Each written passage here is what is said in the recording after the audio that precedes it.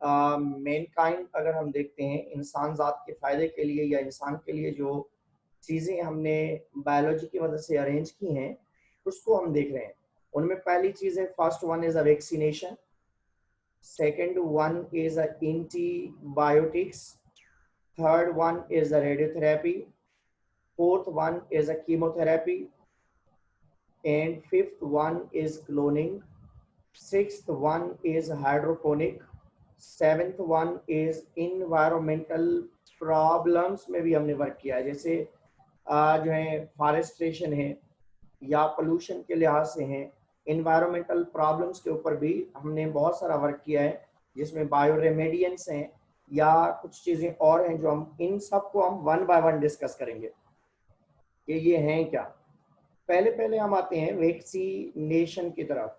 बेटा vaccination word vaccine से लिया गया है और वैक्सीन वर्ड लेटिन है। लेटिन वैक्सीन वेका से लिया गया है। वेका मीन्स काउ, गाय माता। वैक्सीन पहली मर्तबा काउ से बना था और अगेंस्ट द स्मॉल पॉक्स उसको यूज किया गया था। अगेंस्ट द स्मॉल पॉक्स उसको यूज किया गया था। First vaccine was collected from the cow and for the smallpox disease. Smallpox और जो मिजल्स होती हैं या नॉर्मली हम चिकन पॉक्स का नाम दे रहे होते हैं, बॉडी के ऊपर क्या हो जाते हैं, छाले पड़ जाते हैं और वो छाले जब फटते हैं तो उनके निशानात हमारी बॉडी के ऊपर नहीं रहते, जो अभी हमारे पास डिजीज अवेलेबल है। जब पास्ट में ये स्मॉल पॉक्स की डिजीज थी तो इसकी वजह से क्या होता है कि बॉडी के ऊपर छाले पड़ जाते हैं और वो छाले जब फटते हैं वो अपना निशान हमेशा के लिए छोड़ जाते थे। और दूसरी चीज बेटा ये कि आंख के अंदर अगर ये स्मॉल पॉक्स के दाने बने तो आंखें खत्म हो जाती थी। अगर कान के अंदर ये दाने निकले तो उसकी वजह से कान के सुनने का जो हिस्सा है वो खत्म हो जाता था। तो इसी तरीके से बहुत सारे लोग मर भी गए बुखार की वजह से, फीवर की वजह से। बहुत सारे लोग अंधे हो गए इस बीमारी की वजह से, बहुत सारे लोग बहरे हो गए इस बीमारी की वजह से, और बहुत सारे लोग जो हैं बदसूरत हो गए, उनकी सूरत उनकी शक्लें जो हैं खराब हो गई। मीन्स खूबसूरत से खूबसूरत लोग जो हैं उनके ऊपर ये दाने जब निकलते तो छोटा छोटा सा जो है हल्का सा फटा हुआ जो है ये निशान जो है बॉडी के ऊपर छोड़ जाते थे फॉर एवर के लिए। तो ये वैक्सीन बनाया गया था। पहली मर्तबा वैक्सीन एडवर्ड जीनर ने बनाया था। We are thankful to mister Edward Jenner. जी बेटा, सवाल पूछें आप। माइक अनम्यूट करें। जी sir I have a question. जब मुझे ये पॉक्स हुए थे तो उसके निशान है थोड़ा अभी, जोर से बोलें। तो आप कह रहे हैं कि निशान नहीं रहते।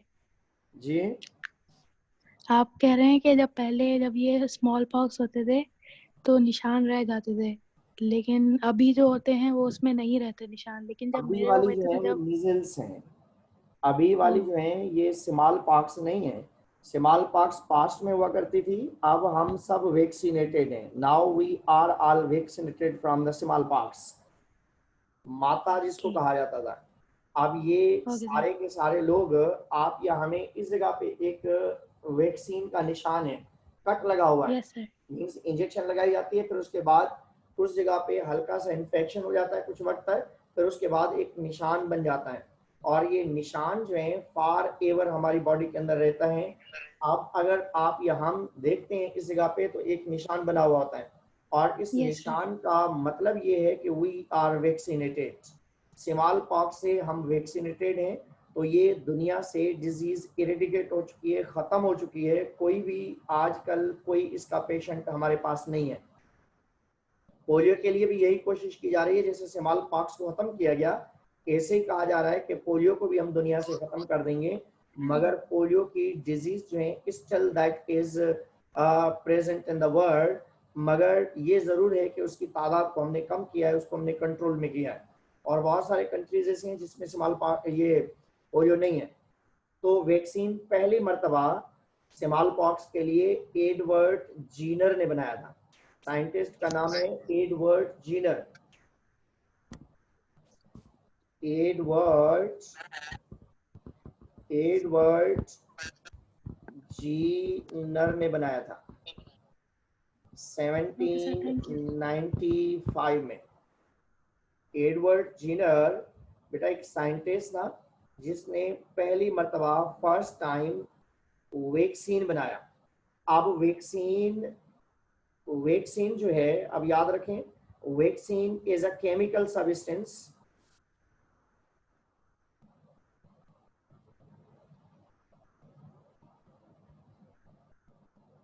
वो अलग चीज है। वैक्सीन वो डिपेंड करता है कि उसको इन्फेक्ट हुआ है या नहीं है। मीन्स इस जगह पे वैक्सीन करने के बाद अगर हल्का सा इन्फेक्शन हो जाता है तो एक निशान बन जाता है, ऑलमोस्ट निशान है। कभी कभार किसी को नहीं भी होता तो कोई इशू नहीं है, मगर वैक्सीनेशन होना जरूरी है। वैक्सीन का होना जरूरी है, निशान का होना जरूरी नहीं है। निशान तो इंडिकेशन है कि इस बंदे ने वैक्सीन कराया है। अगर नहीं कराया तो फिर उसको जो है जहां से भी वो गुजरता है तो उसको निशान लगाने के लिए या टीका लगा देते हैं उसको स्पेशली। जी बेटा, कोई क्वेश्चन है किसी को?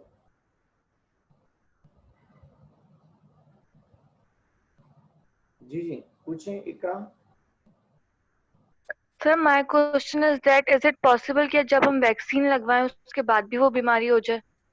हाँ बिल्कुल बिल्कुल होता है। बहुत सारी ऐसी बीमारियां हैं जो वैक्सीन करने के बाद भी होती हैं, मगर नॉर्मली हम कहते हैं कि वैक्सीन सिर्फ बचा का एक प्रोटेक्शन है। वैक्सीन ऐसे बेटा जैसे किसी सिपाही को आप ट्रेनिंग दे रहे हैं, वैक्सीन कंप्लीट प्रोटेक्शन नहीं है।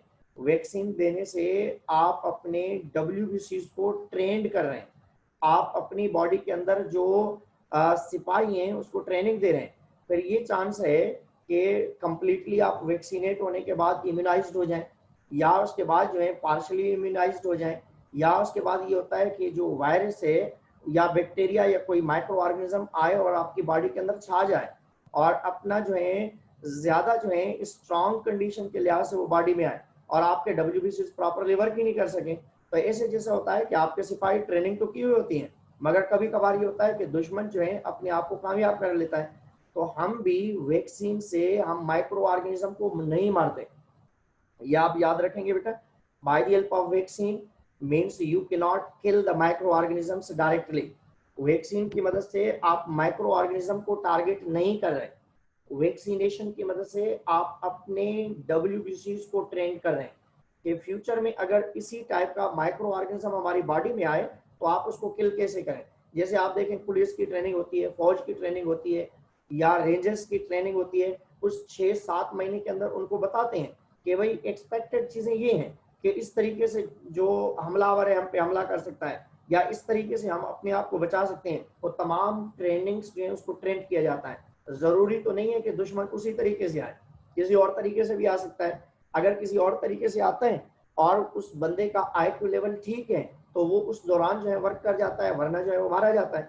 तो इसी तरीके से भले किसी बंदे की ट्रेनिंग की हुई हो, भले कितना भी हाईली एक्सपर्टीज हो उसके अंदर, मगर वो एट ए टाइम अगर रिस्पॉन्ड नहीं कर सकता तो जाहिर सी बात है वो किल हो जाता है या मारा जाता है। इसी तरीके से हम कहते हैं कि vaccine is not to kill the micro organisms.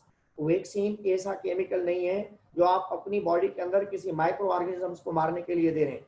आप अपने WBCs को ट्रेनिंग दे रहे हैं कि फ्यूचर में अगर खुदा न खास्ता इस टाइप का खतरनाक जानदार, खतरनाक पैथोजिन आपकी बॉडी के अंदर आ जाए तो आपके बॉडी जो है ऑलरेडी जो है उसके लिए तैयार हो, ऑलरेडी उस बॉडी को जो है पता हो कि ये वायरस आएगा तो उसको किल कैसे करना है, ये माइक्रो ऑर्गेनिज्म आएगा तो उसको किल कैसे करना है। तो मीन्स हम उस माइक्रो ऑर्गेनिजम्स को मारने के लिए जो बॉडी के WBCs को ट्रेनिंग दे रहे हैं, उस ट्रेनिंग को हम नाम देते हैं कि ये वैक्सीन है। Vaccine is not means directly for the microorganisms. Keep in mind, micro organisms को मारने के लिए नहीं दे रहे हैं, वैक्सीन हम अपनी बॉडी को ट्रेन करने के लिए दे रहे हैं। मीन्स वैक्सीनेशन देने का मतलब ये नहीं कि उसकी बॉडी के अंदर कोई डिजीज है। वैक्सीनेशन देने का मतलब ये नहीं कि उसकी बॉडी के अंदर कोई बीमारी है। वैक्सीन देने का मतलब ये है कि उसकी बॉडी के जो WBCs हैं उनको हम ऑलरेडी अलर्ट कर रहे हैं, उनको ऑलरेडी हम एक्टिव कर रहे हैं, और एक्टिव करने के बाद अगर फ्यूचर में खुदा न खास्ता उसी टाइप का जानदार आ जाता है तो उसको आसानी से ये किल कर सकते हैं। तो एडवर्ड जीनर 1795 में पहली मर्तबा जो है वैक्सीन बनाया था। That was for the very dangerous disease, that disease is named as smallpox. तो वैक्सीन अगर हम कहें, वैक्सीन क्या बेटा, vaccine is the prophylactic treatment you can say. Vaccine क्या है, means treatment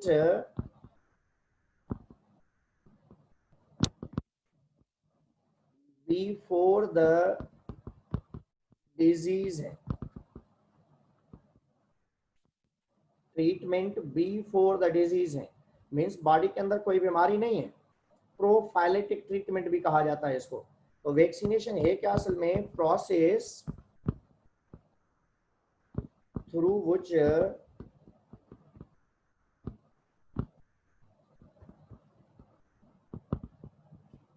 inject or introduce vaccine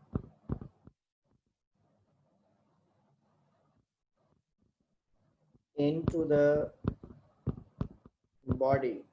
अब ये वैक्सीन बेटा हम ड्रॉप्स के फॉर्म में भी दे सकते हैं, जैसे पोलियो ड्रॉप्स आप दे रहे हैं। वैक्सीन आप जो है इंजेक्शन की मदद से भी बॉडी में दे सकते हैं। तो वैक्सीन कुछ ऐसे केमिकल हैं जो किसी माइक्रो ऑर्गेनिजम्स को मारने के लिए फ्यूचर में ट्रेनिंग देते हैं। पहले हम ट्रेनिंग दे देते हैं, पास्ट में ट्रेनिंग देते हैं, आप कह सकते हैं पास्ट में आप ट्रेनिंग देते हैं, फ्यूचर में आपको एक्सपेक्टेड होता है कि मे बी इस टाइप की बीमारी आपकी बॉडी के अंदर आए। मीन्स हो सकता है कि फॉर एग्जाम्पल हेपेटाइटिस का कोई वायरस आपकी बॉडी के अंदर आ जाए, तो ऑलरेडी आप हेपेटाइटिस वायरस की बॉडी को ट्रेनिंग करवा देते हैं। और जब बॉडी के WBC ट्रेंड होते हैं तो उनके जहन में, यादाश्त में मेमोरी होती है, और उस मेमोरी के लिहाज से वो क्या करते हैं, रिस्पॉन्ड करते हैं। तो आप ये भी कह सकते हैं कि वैक्सीन एक ऐसा प्रोसेस है, वैक्सीनेशन, जिसकी मदद से हम memory cells of WBC produce करवाते हैं।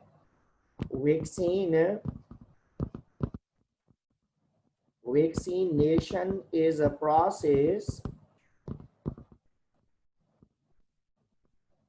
through which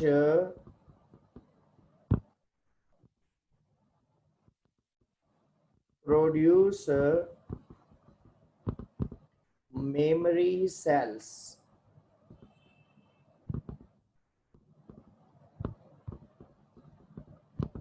of WBCs, क्योंकि वाइट ब्लड सेल्स में मेमोरी सेल्स बनते हैं। मेमोरी सेल्स का मतलब ये होता है कि उनके पास पर्टिकुलरली जो आपने वैक्सीन दिया है उसके लिए उनके पास कुछ स्पेशल WBCs अवेलेबल होते हैं जो फ्यूचर में रिस्पॉन्ड करते हैं। मीन्स आज हमने वैक्सीन किया और बॉडी के अंदर जिन जिन सेल्स को वैक्सीन करने के बाद मेमोरी बनानी थी, मेमोरी सेल्स बने, और वो मेमोरी सेल्स अब स्पेसिफिक हो गए। अब मेमोरी सेल्स स्पेसिफिक होने के बाद जब फ्यूचर में उसी टाइप का जानदार आएगा जिसके लिए मेमोरी सेल्स बने हैं, तो वो क्विक रिस्पॉन्ड करेंगे, क्योंकि हमारी बॉडी जब क्विक रिस्पॉन्ड करती है तो जल्दी में हम उसको किल कर लेते हैं। अगर बॉडी के अंदर क्विक रिस्पॉन्सेज नहीं होते तो बॉडी के लिए प्रॉब्लम होता है। अब 2-3 चीजें जो है आपको ज़हन में रखनी है। वैक्सीनेशन बेटा प्रोसेस का नाम है, vaccination is a process, vaccine is a chemical. Vaccine एक ऐसा केमिकल है जो हम अपनी बॉडी के अंदर इंजेक्ट कर रहे हैं, एक ऐसा केमिकल सब्सटेंस है जो माइक्रो ऑर्गेनिजम्स को मारने के लिए हम अपने WBCs को इंट्रोड्यूस करवाते हैं ताकि फ्यूचर में वो उसी टाइप के। अब वैक्सीन होते क्या है, केमिकल्स कैसे होते हैं बेटा, वैक्सीन पास्ट में हम डेड माइक्रो ऑर्गेनिज्म को यूज करते थे। मीन्स जिस जानदार से डिजीज हो रही है उस जानदार के माइक्रो ऑर्गेनिजम्स को हम डेड करते थे, मारते थे, और फिर उसके बाद हम बॉडी के अंदर इंजेक्ट करते थे, और इंजेक्ट करने के बाद हम WBCs को ट्रेनिंग देते थे कि भाई ये डमी प्रोग्राम करके दिखाते थे उनको कि भाई हमने ये माइक्रो ऑर्गेनिज्म आपको दिया है, आप देखें ये माइक्रो ऑर्गेनिज्म कैसा है।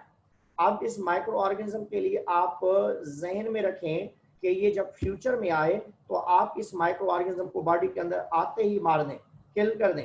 तो इस वजह से हमारे पास वैक्सीनेशन के लिहाज से ये तरीकेकार। मगर आज जो है आजकल बायोटेक्नोलॉजी की मदद से हम सरफेस प्रोटीन्स लेते हैं, बस हम पूरा माइक्रो ऑर्गेनिज्म नहीं लेते।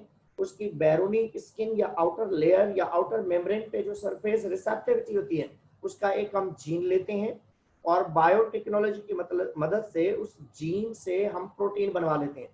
अब वही प्रोटीन हम बॉडी के अंदर इंजेक्ट करते हैं और उस प्रोटीन को बॉडी के अंदर इंजेक्ट करने के बाद हमारी बॉडी उसके खिलाफ या उसके अगेंस्ट में या उसके जो है साथ जो है रिस्पॉन्ड कर रही होती है। तो वैक्सीनेशन एक प्रोसेस है। Vaccination is a process in which we inject or introduce vaccine inside the body. Vaccine is a chemical substance that means introduced inside the body, especially WBCs engulf that, WBCs kill that and get memory for the future pathogens. Means future में आने वाले जो pathogens हैं उनके लिए memory cells बन जाते हैं, क्योंकि हमारे WBCs memory cells for the pathogens बनाते हैं। बहुत सारी बीमारियां ऐसी होती हैं जो आपने सुनी होंगी बेटा जिंदगी में वंस टाइम जरूर होनी है। हम कहते हैं बॉडी में वो वंस टाइम होगी, नेक्स्ट टाइम क्यों नहीं होगी? क्योंकि वंस टाइम होने के बाद वो जब माइक्रो ऑर्गेनिज्म हमारे जिस्म में आएगा तो हमारे WBCs उससे मेमोरी सेल बहुत सारे बना लेंगे। पहली मरतबा तो वो कामयाब हो गया, मगर नेक्स्ट टाइम बॉडी ऐसे प्लान करती है या इतने मेमोरी सेल्स होते हैं कि नेक्स्ट टाइम अगर वो माइक्रो ऑर्गेनिज्म आने की भी कोशिश कर रहा होता है तो वो नहीं आ पाता। आपने बेटा देखा होगा कि आजकल कहा जा रहा है कि कोरोना वायरस जो है वो फर्स्ट अटैक में तो किसी बंदे को जो है नुकसान दे सकता है, मगर कहा जाता है कि नेक्स्ट अटैक में जो री इन्फेक्शन की हम बात करें कि दोबारा भी इन्फेक्शन हो सकता है। दोबारा इन्फेक्शन जरूर हो सकता है मगर वो इतना खतरनाक नहीं हो सकता जितना पहला खतरनाक था। क्यों? क्योंकि आपके पास मेमोरी सेल्स अवेलेबल हैं, आपकी बॉडी के अंदर मेमोरी सेल्स या एंटीबॉडीज की अवेलेबिलिटी है और वो उस माइक्रो ऑर्गेनिजम्स को आसानी से किल कर सकते हैं, खत्म कर सकते हैं या मार सकते हैं। तो वैक्सीन है, मैं इसको मिटा देता हूं, आप देखें वैक्सीन प्रोसेस है।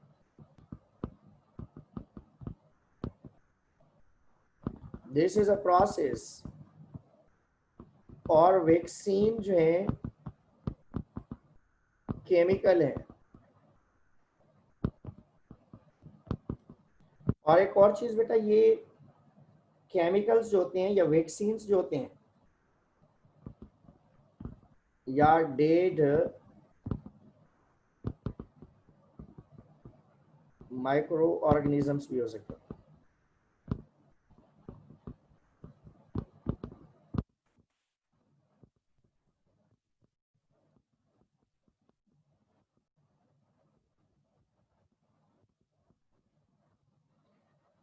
अब वैक्सीनेशन के बाद एक और होता है बेटा जिसको हम वैक्सीनेटर कहते हैं। वैक्सीनेटर, एक है वैक्सीनेशन और दूसरा है वैक्सीनेटर। वैक्सीनेटर किसको कहा जाता है? वैक्सीनेटर वो बंदा जो हमारी बॉडी के अंदर वैक्सीन को इंजेक्ट करता है, वो टेक्नीशियन, वो टेक्निकल बंदा जो वैक्सीन को हमारी बॉडी के अंदर इंजेक्ट करता है उसको हम वैक्सीनेटर कहते हैं। वैक्सीनेटर कहते हैं हम उसको, टेक्नीशियन है ये।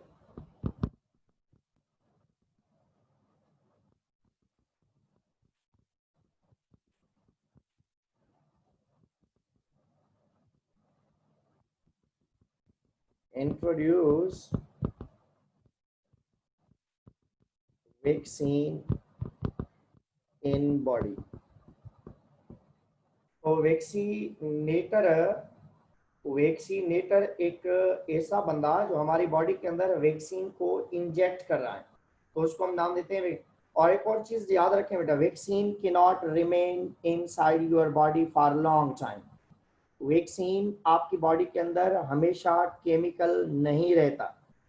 आपकी बॉडी के अंदर जब वैक्सीन इंट्रोड्यूस कराया जाता है 2-3 दिन तक ये केमिकल्स रहते हैं, तब तक आपको फीवर रहता है। छोटे बच्चे को हम इंजेक्शन लगवाते हैं तो इंजेक्शन के बाद जब वो केमिकल बॉडी के अंदर इंसर्ट होता है तो वो केमिकल सब्सटेंस जैसे ही बॉडी में इंजेक्ट होता है तो बॉडी के अंदर एक हलचल सी मच जाती है कि भाई अनवांटेड मटेरियल आ गया। वो तो हमने इंट्रोड्यूस किया है, हमको पता है बाहर से एक्सटर्नली कि हमने जो है बगैर खतरे वाला जो है केमिकल बॉडी के अंदर इंजेक्ट किया है, मगर बॉडी को इस चीज का पता नहीं है कि बॉडी के अंदर जो केमिकल सब्सटेंस आया है वो वांटेड है या अनवांटेड है।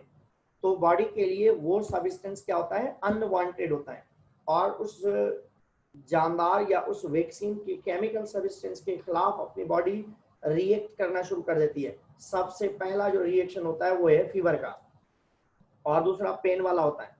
पेन और फीवर वाली कंडीशन जो है हमारी बॉडी के अंदर स्टार्ट हो जाती है। अब इस पेन या फीवर वाली कंडीशन के लिहाज से अगर हम देखें